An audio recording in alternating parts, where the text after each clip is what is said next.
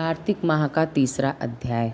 सत्यभामा बोली, हे प्रभु, आप काल स्वरूप हैं, आपके लिए तो सब समय बराबर है। तब कार्तिक मासों में कैसे श्रेष्ठ माना गया? इसी तरह सब तिथियों में एकादशी तथा सब मासों में कार्तिक मास आपको प्रिय क्यों है?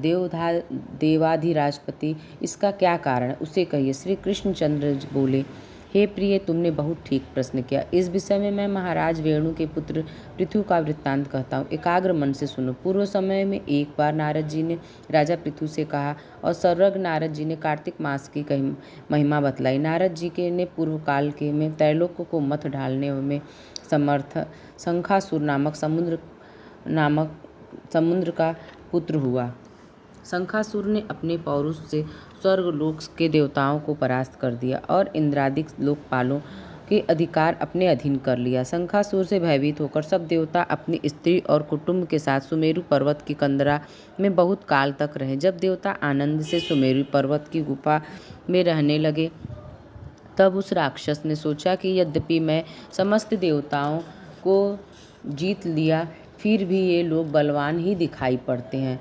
अब कौन उपाय करूं? हाँ, अब मुझे ज्ञात हो गया कि देवता वेद मंत्रों से बली हो रहे हैं। यदि उन वेदों को ही हर लिया जाए तो देवता भी आप भी निर्बल हो जाएंगे। ऐसा सोचकर शंखासुर ने भगवान के सोए हुए देखकर सत्यलोक में से वेदों को चुराने लगा। जब वह हरण कर रहा था, उसी समय बीजों के साथ साथ यज्ञ मंत्र उसके डर से जल में छिप गए। तब यज्ञ मंत्रों को खोजता हुआ शंखासुर समुद्र के भीतर विचरने लगा, किंतु चिरकाल तक खोजने के बाद भी वेद मंत्रों को एकत्र उसने कहीं नहीं पाया।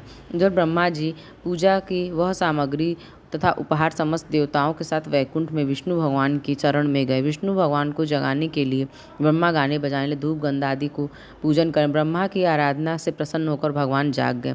तब उन देवताओं ने हजारों सूर्य के समान तेजस्वी भगवान विष्णु के दर्शन किए। तदंतर उन्होंने विविध सामग्री से विष्णु भगवान की पूजा और साष्टांग प्रणाम किया। इससे प्रसन्न होकर विष्णु भगवान बोले, मैं आप सज्जनों के कीर्तन और मंगल गान से अति प्रसन्न हूँ। तुम लोग अभीष्ट वर मांगो, मैं दूंगा। इस क्याट शुक्ल पक्ष की एकादशी तिथि में से हरि प्रबोधिनी एकादशी तक जो प्राणी ब्रह्म मुहूर्त में उठकर तुम लोगों की भांति कीर्तन मंगल गान करेंगे, वे सब हमारे परम प्रिय होंगे और सदा हमारे समीप निवास करेंगे। जो पाद्य अर्ध और आचमनीय आदि सब सामग्री तुम लोग हमारे लिए एकत्र किए हो, वह सब अगणित गुण वाली होगी। हमको तुम्हारे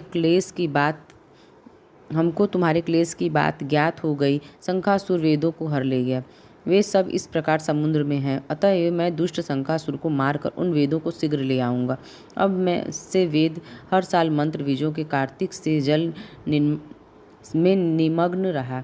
मैं आज से जल में रहूँगा और आप लोग भी ऋषियों सहित मेरे साथ आइए। इन दिनों जो प्राणी प्रातः स्नान करेंगे वो अज्ञात के लिए स्नान के फल के भागी होंगे। हे देवेंद्र, जो कार्तिक व्रत किया उसको भी तुम मेरे लोक पहुँचा दिया करो। हे देवराज, तुम सदा उन प्राणियों की सब आपत्तियों से बचाना जो प्रभु हे उन्हें पुत्र पौत्र आदि संतति देते रहना, क्योंकि कार्तिक व्रती हमारा रूप धारण करके जीवन मुक्त हो जाता है। जन्म मरण पर्यंत विधि पूर्वक जिसने यह व्रत किया वह आप लोगों को भी मान्य है और हमको परम प्रिय है। विधि पूर्वक करने से ये दोनों व्रत जिस प्राणी को मेरे समीप पहुँचाते हैं, वैसे कोई व्रत और कोई यज्ञ भी नहीं पहुँचा सकता। धन्यवाद।